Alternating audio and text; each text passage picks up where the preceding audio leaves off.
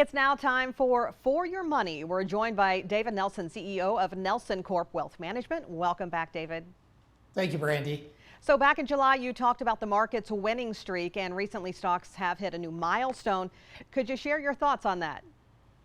Yeah, clearly last quarter of 2020, the markets were really on fire, as well as the first quarter as far as this year.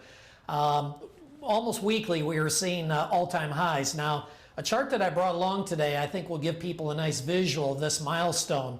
We've experienced something that the markets have never experienced since World War II, and that is 100% gain. In other words, a doubling of the market in 354 trading days. History says it's typically 1,000 trading days as far as for something like this to take place. Obviously, we had COVID, which drove the market down considerably, so we had a snapback from that, but very impressive, 354 days. So what advice do you have for investors who are worried that maybe the best could be behind us?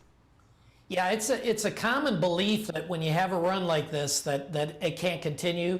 But history tells us in many situations otherwise. In other words, the market's best returns are when the stock market's hitting all-time highs. It kind of sounds crazy, but it's true.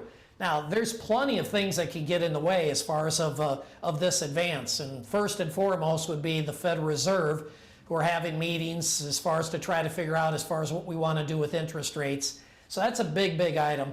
And then you've got Congress as far as the liquidity that they've created. Inflation is a big discussion point as far as in recent times, whether that's going to flare up and cause the markets to pull back. And finally, the virus itself. That's probably front and center. Clearly, the Delta virus, as far as what's taken place, is scary.